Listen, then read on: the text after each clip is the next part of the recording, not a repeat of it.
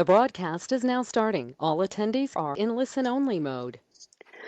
Good morning, good afternoon, good evening, folks. Depending on where you're logging in from, one of those will sound just about right. Welcome back to another great episode of our Best Practices webinar series with 7Signal. I see a lot of you dropping in early here today. Thank you so much. If you'd like to, please let us know where you're tuning in from today. If you are in the office, if you are working from home, I'm back in the Cleveland headquarters office, of course, and I am joined yet again by Jim Vda in Cincinnati. How are you today, Jim? I'm great, Kelsey. We were enjoying our first spring here in Cincinnati. It's 65 and sunny. I'm just soaking it up before our second winter starts. Exactly. I feel that. And Jim and I were joking. It's a slightly warmer up here in Cleveland, but our office is freezing. So I still feel like I'm in the dead of winter here, which is why I have so many layers on. But in that mindset, looking forward to the spring, me as well. So thank you everyone for tuning in. I see some of you dropping in where you are logging in from. We have Ewan joining us from Scotland. Thank you for joining us today. We have Wayne in the office in Denver, Colorado. Thank you, Wayne. We have Abu joining us from South Africa. Thank you so much, Abu, for tuning in. Really appreciate it. And we have Olivier returning from Vancouver, working from home. Thanks so much, Olivier. All right, if you'd like to, please drop those in there, and we will return to you all later as we go ahead and get started. So we are 7Signal, the leader in wireless experience monitoring, and as always, we will talk a little bit more about our mission and our story as 7Signal before we dive into today's topic. And with today's topic, we have a really interesting presentation here, understanding the Wi-Fi requirements of business critical applications. Very excited to dive into this. And as I said, I'm joined by, as always, Jim Vda, who is our Chief Wireless Officer here at 7Signal. And I'm Kelsey Rizzuto, the Marketing Specialist here at 7Signal. So we will go ahead and get started. And throughout today's presentation, if you have any questions for Jim, go ahead and drop those in the questions panel, and we will return to that during our Q&A at the end of today's presentation. So a couple of announcements before we begin. Really exciting news. We've recently been awarded our 15th patent overall for advanced network performance management from any wireless device. So this is our 15th overall patent, but 5th patent for Mobileye specifically. So really excited about this, really proud of this. We'll go ahead and drop some more information in the chat here if you want to learn a little bit more here. So with that, if you haven't recently joined us for a product tour, highly suggest doing so. As you can see, there are always exciting updates with Mobileye and with Sapphire Eye. So we host a product tour every single Friday, as you know, from 12 noon Eastern at that link there, go.7signal.com/tour. And we'll go ahead and drop that in here if you would like to register. We also partner with CWNP for every single one of our webinars. So by attending today's webinar, you are eligible for CE credits. If you're pursuing a certification, go ahead and drop us a note, and we can easily send you over a PDF certificate. We also send out a newsletter every other Wednesday, the Troubleshooter newsletter. So if you aren't currently receiving that and would like to, we'll go ahead and drop that link in here as well, so you can go ahead and sign up. Moving forward here, we post all of our slides from each presentation to our Twitter account. So go ahead and give us a follow at 7Signal, and those will be up there later this afternoon. But if you aren't on Twitter, no problem. All of you should be receiving a follow-up email tomorrow with today's slides and today's recording as well.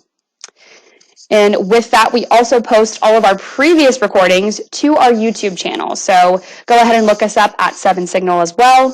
And you can go ahead and watch some of our previous topics that we've covered. Another exciting announcement here, we have a really great webinar coming up on March 31st, How the Post-Pandemic Era Will Change Remote Working, with special guest Jeremy White, who is the executive editor at Wired. So we'll go ahead and drop the registration link in here as well if you want to register early, and hopefully we'll see you there. So a little history on 7Signal before we move forward. We were established in 2007 in Helsinki, Finland, and we're now located in Cleveland, Ohio. We've hit a lot of major milestones along the way that we're very proud of, such as our 1 billion data points that we're analyzing daily, in addition to 5 million devices monitored daily. As I said, we have 15 patents in climbing, and we also have over 200 customers. So, with the patents that we just mentioned, exciting news there, this is the kind of technology that you see from 7 Signal, you're only going to see from 7 Signal. So a little background as to what makes us so different. If you look at your typical enterprise LAN infrastructure here on the right, you have great tools and technologies giving you really useful feedback and useful data, such as your Cisco, Aruba, Appneta, Riverbed, and more. But we pick up where they leave off, living in a different space, from the outside in, such as with Mobileye, we can give you full visibility into the user experience from the individual devices themselves. Mobileye can be installed on ultimately any mobile device, such as your laptops, your Zebra scanners, your mobile phones, etc. And we can also give you that visibility into the external home network experience. A lot of us here are working from home today and will continue doing so. So with Mobileye, we can give you that visibility into your networks working from home as well, because we understand that it's mission critical no matter where you're logging in from for the day. In addition to that, we also have Sapphire Eye, which are our software-enabled hardware sensors for service-level quality and RF visibility. And through this combination of Mobileye and Sapphire Eye, you're really gaining this great perspective into your network that you just can't find anywhere else. All right, so one last thing before we pass the controls over here to Jim, we have a trivia question today that we're going to go ahead and launch now and see how you all do. Can you see this question, Jim? Yep. Awesome. So application requirements are important because they define measurable performance goals for the WLAN. They inform the WLAN design process. They underline SLAs or all of the above. I see you all dropping your answers in now. I'll give you a few more seconds here.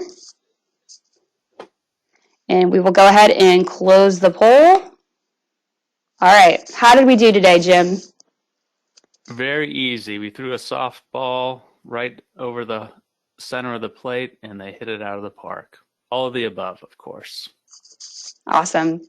All right, thank you to all of you who answered our question here for the day. And with that, I will go ahead and pass the controls over to Jim so we can go ahead and dive in today. Okay, let me share my slideshow.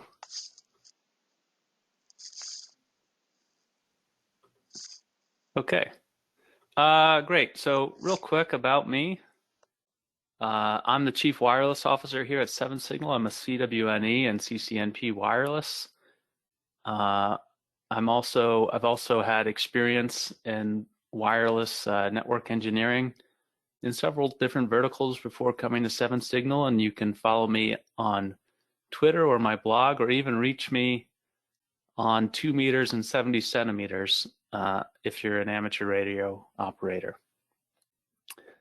But today we're going to talk about application requirements. And this is one of those central ideas, I think, in Wi-Fi that it's something that, I think about every day. And a lot of knowledge has application requirements as a dependency. A lot of questions that we deal with, a lot of troubleshooting, a lot of design questions, a lot of performance monitoring questions are answered when we know our application requirements. So it's a very central idea. But quick definition: the application requirements are on our Wi-Fi network are the minimum network performance requirements for an application to meet its acceptable level of performance. In other words, how much latency can we tolerate, how much throughput is required, packet loss, things like that, in order for the application just to behave the way an end user expects, without any interruption or disruption, any issues with productivity. So we can use application requirements to define measurable SLAs, service level agreements, with the business. And that's important because now we're putting some definition around the service we in IT, we're networking, are providing to the business, our Wi-Fi network. How do we want to measure its performance and objectively gauge if it's meeting our, meeting the criteria we have for acceptable performance? Well, how do we do that? How do we calibrate those SLAs? Application requirements are what we do for that. But that's not all. They're very important when we're designing Wi-Fi. They're very important when we're validating that the Wi-Fi network is performing well. They inform us when we're troubleshooting. And my favorite use case, they help us defend the network. One of the great results of having a formal agreement with the business around, hey, I'm going to support these 5 applications. These are our business mission critical applications, and here are their defined application requirements, and those are my performance targets for the Wi-Fi network. One of the nice results of that is when problems get blamed on the Wi-Fi network, which is so common, you can look and say, well, we're measuring it against these application requirements as we agreed to, and actually we're exceeding them significantly. So, let's not decide the whole Wi-Fi network is horrible. Maybe there was a transient issue, a small thing, something localized, and we can troubleshoot that. So it's certainly helpful for making sure the Wi-Fi network is good enough, and also proving that it is.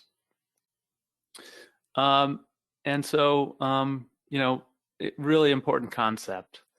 And it's, without it, you're kind of, just improvising. You may end up installing more APs than you need, or too few, right? So you may end up wasting money on excess APs or not spending enough. You may end up with a design that's underperforming because you got a budget and only spent, as much as you could, but it still doesn't meet application requirements, right? If you need more budget for a Wi-Fi project, then you can use the applications that you're supporting as a justification. Hey, you want to do voice grade Wi-Fi everywhere? Well, we can't do that for your budget. This is what it's going to require. And if you don't, if you can't support the design, if you can't afford the design that your applications require, be aware your application performance will suffer. And that's, a much more concrete discussion to have than, well, I think we need more APs. I really like these 4x4 APs more than the 2-stream APs. Now we've got some measurable definitions around things. So really critical idea. So let's look at some typical application requirements. Some real design criteria and performance criteria that get placed on the Wi-Fi network. So a long time ago in a land far, far away, we used to have Wi-Fi networks that were just for really easy, best effort traffic like web browsing and email, and even, cloud syncing like Office 365 and Google Apps and things like that, G Suite. Those are really easy performance. They have really easy application requirements to meet. So latency is not such a big deal. Packet loss, not such a big deal. Of course, we want to minimize those, but we don't have real, a strict,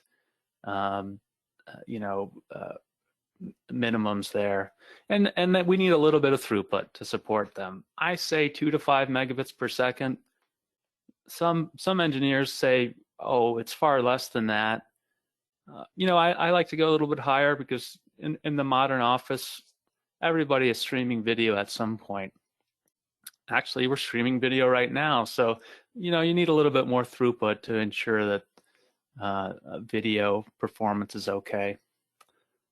And to do that, to support those requirements with the design, a cell edge of -70 dBm. So, at -70 at the edge of the coverage cell for an access point, there should be another AP there for a client to roam to.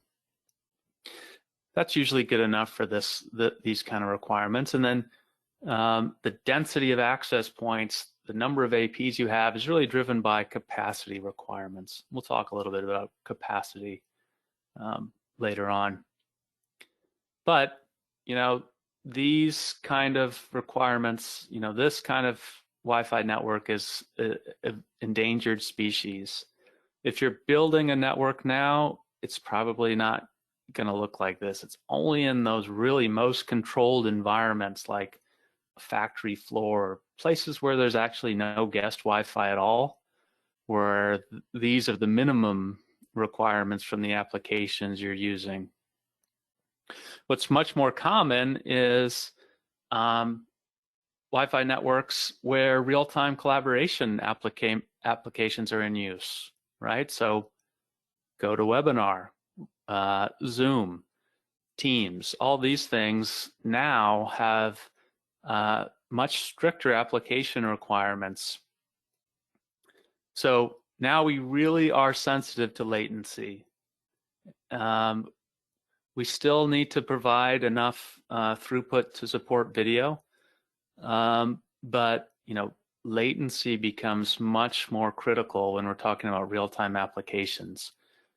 And the way we achieve that is by essentially designing for voice, which is extremely latency sensitive, and then also,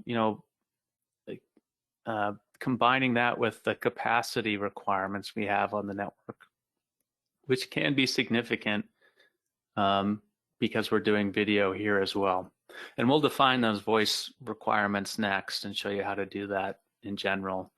But, the nice thing here, though, is that most of the real-time application vendors, the collaboration tool vendors, they have published requirements that you can go look up. So Zoom has requirements that define, at certain video qualities, how much throughput is required.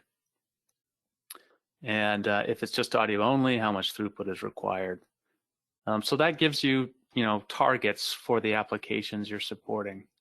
But I really want to highlight again that latency is so critical.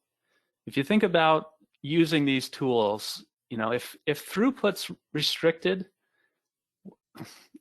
someone's video stream will start to look compressed and blocky, and you'll have the frames will start getting dropped, and maybe it'll get delayed and you hear their voice and then you see their mouth move later.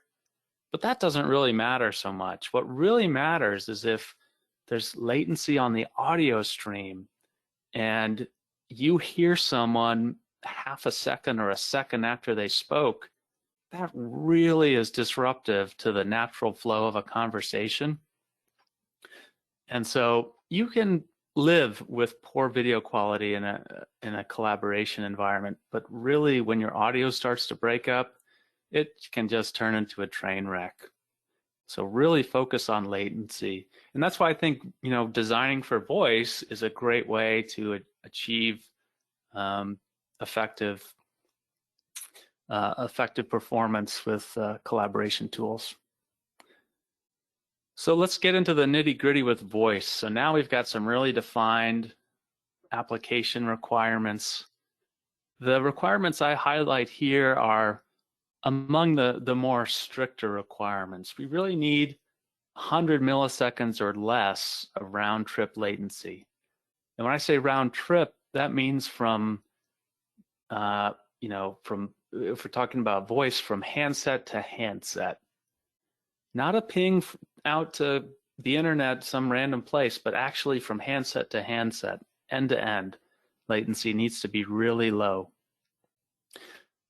30 milliseconds of jitter or less, and less than 1% packet loss, which is 1% is that's a tough target to meet, particularly on wireless, right, where we've got an unbounded, unreliable medium. You know, retries are a fact of life in wireless.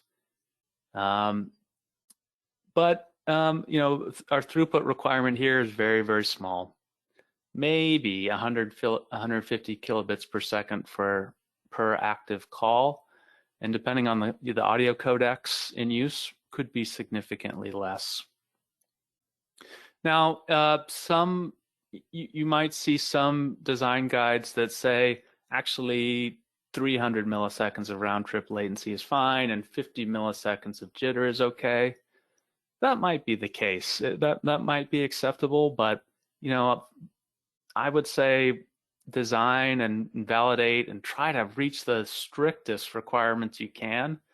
And then, you know, if that's not possible, see what the vendor requires, but, you know, shoot for the moon if you can.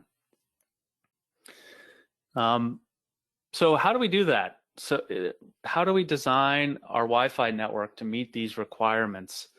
First of all, we need a cell edge at minus 65 dBm. Some vendors say minus 67. You know, those are close enough that, you know, in many cases you might have minus 67, and in some cases you might have minus 65. It's never, you know, a perfect overlap between coverage cells. But you want essentially to keep a very high SNR on that voice handset so that it's not data rate shifting a lot, it's not retrying a lot.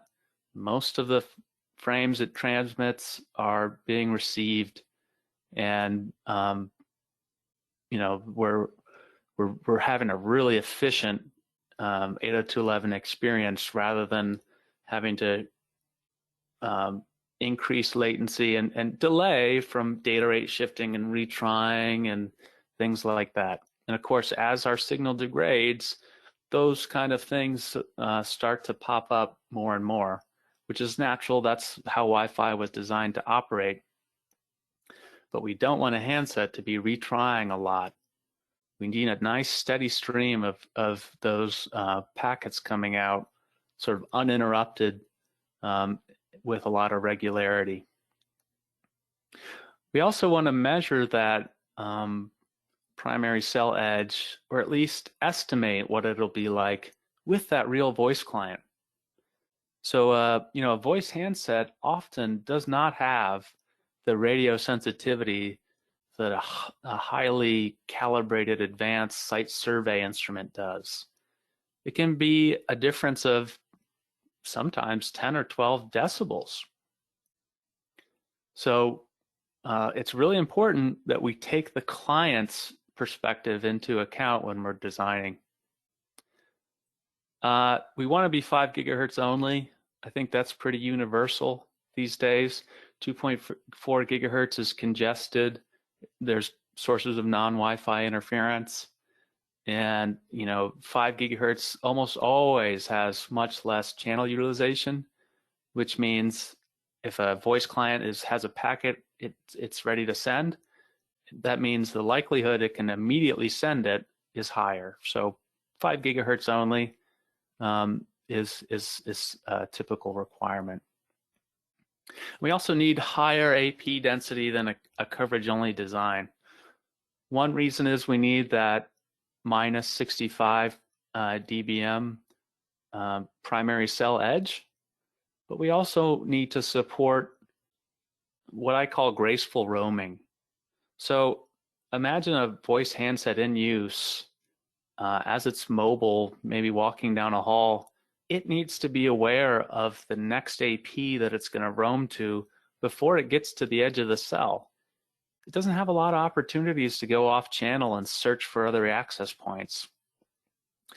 So we don't want it to get to minus 65 in its signal strength and not know where the next AP is, because then it has to panic. The panic roaming is the term, where it sort of has to basically give up on transmitting data frames and start scanning off channel, looking for other access points because, uh-oh, my signal strength has degraded too much. I need to roam and I'm not ready. And that's where packet loss starts to happen. When we're off channel, we're not transmitting or receiving frames. So we want to think about, when we're placing access points, the paths that these voice clients will take through the environment, and make sure that the next AP is very visible, if you will, on that path as the client roams. 802.11k and V are often suggested. I would say 802.11k. There's probably no reason why you wouldn't enable that. And 802.11v sometimes helps and sometimes it doesn't, but is often recommended by vendors. Those are both enhancements to roaming. And then we need to support fast roaming or key caching. What I mean by that is, what happens when a client decides to roam and starts connecting to that next access point. Well, a client has a unique set of encryption keys that it uses to encrypt its data with every single access point it connects to. That's the pairwise transient key. And those keys get regenerated on the fly every time a client roams to the next access point. So you can imagine you're in a voice call, an active voice call, and your handset roams. It has to generate keys and continue transmitting packets back and forth, very quickly in order not to disrupt your call quality. So ways to achieve that: you can use a pre-shared key for your voice SSID. Pre-shared key is not enterprise grade security, but it is easy because it supports building those keys very quickly. 802.1x or WPA2, WPA3 enterprise, that is enterprise grade security, but it requires interaction with a back-end radius server. And that adds a lot of time to building those encryption keys. So we need to use a key caching method in order to speed that up significantly. So options there are opportunistic key caching and Cisco centralized key management. Those are proprietary solutions. Today, most handsets support 802.11r for key caching, and that's the standards-based way to do it. And that's the way I would do it in a 802.1x environment. We also need end-to-end QoS from handset to handset. So, configuring that on the Wi-Fi network is usually not too hard, but making it work across the route switch network is a bigger challenge. But this is one of those areas where vendor design guides are really, really valuable, and I encourage you to read them. So there's a screenshot of Vocera's infrastructure planning guide. Cisco has really good design guides. They've got one for every wireless phone they've released. If you're supporting 7925 phones, they have a 7925 design guide just about the Wi-Fi network. If you're supporting 8821 phones, they've got a guide for those. And that's really key because it tells you, from everything they know as a company, here's the best, configuration to get these phones working as well as possible. Okay, so RTLS, real-time location services. If you're doing location with Wi-Fi, it's challenging because there's this trade-off between Wi-Fi performance and location accuracy.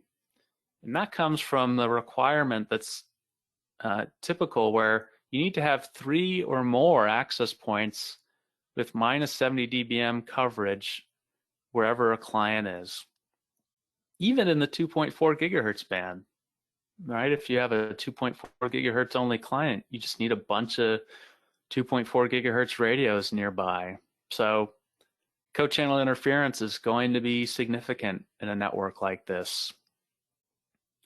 You know, we often need to enable more 2.4 gigahertz radios than we want to get the coverage required for location accuracy with Wi-Fi to work well. And we usually, there's usually a requirement to place the access points around the perimeter of the site we're supporting.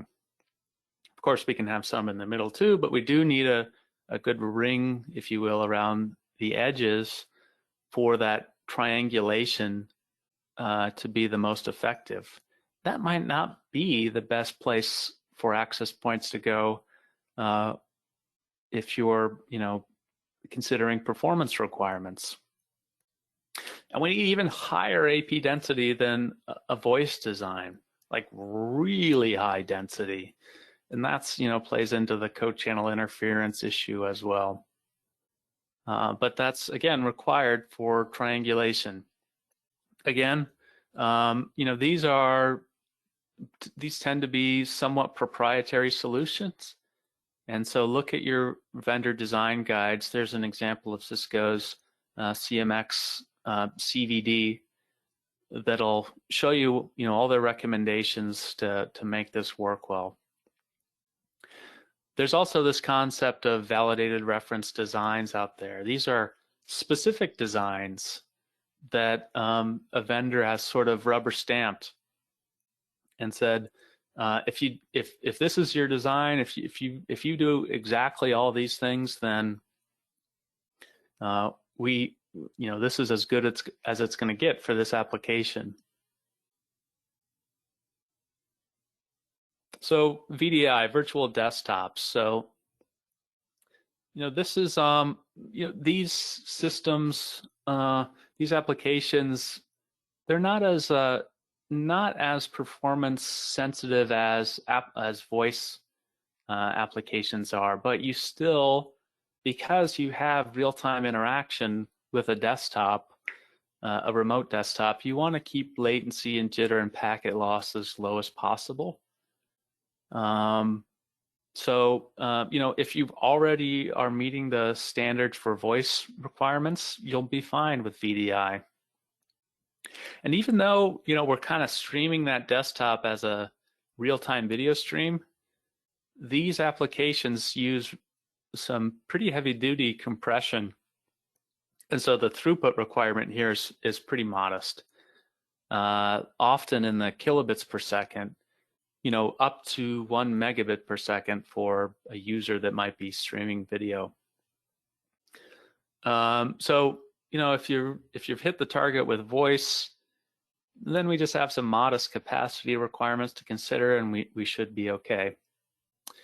Again, you know, check the vendor published requirements from the application vendor. Here you can see an example of VMware's Horizon network bandwidth considerations. So we've talked about capacity requirements a lot. The idea here is, you know, we need to understand how dense the users will be in an area and how much throughput they need to be able to start thinking about, okay, you know, how many access points do I need? What channel widths can I support? How dense do they need to be? Do I need to make my cells really small so we have fewer users on each cell? Those sorts of things. And I want to give a shout out to Ekahau. There's a number of capacity planning tools out there, but Ekahau has a very nice one built into Ekahau Pro, where you put in you know, you define your requirements, and then you define, you know, a physical area on the floor where those requirements have to be met, and then you tell it exactly how many and what type of clients there are in that area. And then they will give you that calculation for total throughput and get you roughly where you need to be in terms of the number of access points in the area. A really useful tool. I do want to mention though, and again, AP, the AP vendors, especially the big boys, they all have validated reference designs here for high density. Read those. They're really enlightening. They've learned the hard way, the best way to get the most out of their access points in high density environments. And so they're really useful and helpful when tackling this problem. And this is also where sometimes access point vendor proprietary features can play a role. So things like probe response suppression and, Cisco's RxSop, for example, those can help in high density environments. And the reference designs are going to have best practices for implementing those. But something else I want to mention here, as we've been looking at the requirements of some of the really strictest applications, mission critical applications on the network, we're not seeing anything that needs more than 3, 4, 5 megabits per second per user. So, with that in mind, do you need an access point that has 1 gigabit per second data rates or 4 gigabit per second data rates, if actually we're just trying to deliver 5 megabits per second of real application throughput? A little editorializing here, but most of the time we can deliver that with 802.11n access points. The answer to increasing capacity on the Wi-Fi network is very rarely rolling out the very latest and fastest access point there is. The way to do that is very carefully designing and taking advantage of high density design practices to deliver the most throughput possible to each client. So keep that in mind. So we talked about application requirements and how important they are to design, but there's a lot more to design. Application requirements are a central idea, but of course capacity requirements are another thing we have to think about. Clients, what are client capabilities, in particular the LCMI, the least capable, most important client? If you're doing a voice design, this is a really important thought. If your voice handset is one spatial stream 802.11n, we have to make sure that our performance requirements are met for a client in that state. Maybe not, sure, a 802.11ax 3 spatial stream client might have better performance, but it's the LCMI that's going to drive the perception of the Wi-Fi's performance. Also, aesthetic concerns. Maybe the business says, you can't use those ugly external antennas, or even worse, I don't want to see any access points. I want the ceiling to be perfectly clean. Maybe it's a historical building and, that's just, we can't have these, blinking lights and things like that visible. Power. What kind of PoE is available? Is any PoE available? What's our backhaul? Can we get a cable run to every access point where we want to put it? Or do we have to compromise on the location of the access point so we can get Ethernet to it? Or maybe we have to use mesh. Budget constraint, and even more. So, keep all this in mind. There's a lot that goes into generating a design. And so, sometimes you see, in different places, access points that seem out of place. Maybe it looks like, oh, that should be a newer AP, or it shouldn't be in that position, or that's not in the right spot. Just remember, I like to give the benefit of the doubt to the person that hung those access points or designed that network, that maybe they were limited by constraints and design requirements that resulted in a somewhat compromised Wi-Fi design. But if our application requirements are still being met, that's okay. So what else can we do with application requirements? Well, there's an ongoing validation that needs to be done, and I think that's a great use case for 7-signals tools. So are we meeting our application requirements 24/7, not just during the design phase validation, but in production between refreshes?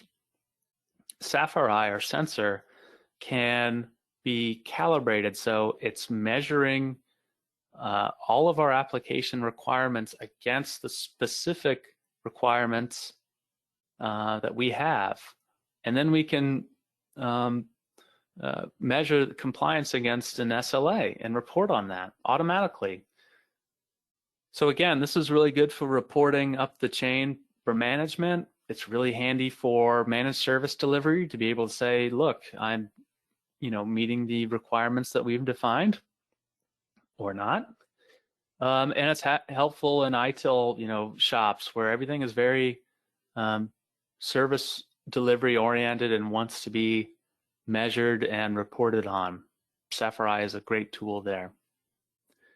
Mobileye has a place here too, because we can go into our configuration with Mobileye and say, what is our signal strength or coverage requirement? What's our throughput requirement? And then we've tuned the tool so that it's only reporting issues and showing us problems when our application requirements are actually not being met. So we would generate like a coverage problem like you see on the right when we're actually out of compliance with the coverage coverage requirement that we've defined for our design. And so now we have that kind of visibility and ongoing validation that we're meeting our requirements throughout the day. And one last slide here, and that's on change management. Often we get new slates of applications we have to support. It's really just in those most controlled environments where the applications in use tend to be somewhat static. So think about a manufacturing environment or healthcare, but some environments couldn't are much more dynamic, like higher education or K-12. Higher ed, the professors find a new shiny object and suddenly they're using a completely different learning tool, and the kids show up every semester with new clients and they're using new applications. I mean, every semester is another discovery about what's actually in use on the network. So there's a process here when applications change where what are the new applications? Let's define an agreement with the business on the applications we're supporting, and we're going to make the Wi-Fi network support. We are going to do an assessment. Are these new application requirements different than what we had before? And if so, we go into a design process, we implement changes, and then we go back into that ongoing validation phase. But this is, again, a great way to interact with the business in terms of correctly sizing and measuring and reporting on the Wi-Fi network that you're in charge of. Okay, Kelsey, I think that wraps up what I had, and maybe we can do a little Q&A. Awesome. Thanks, Jim.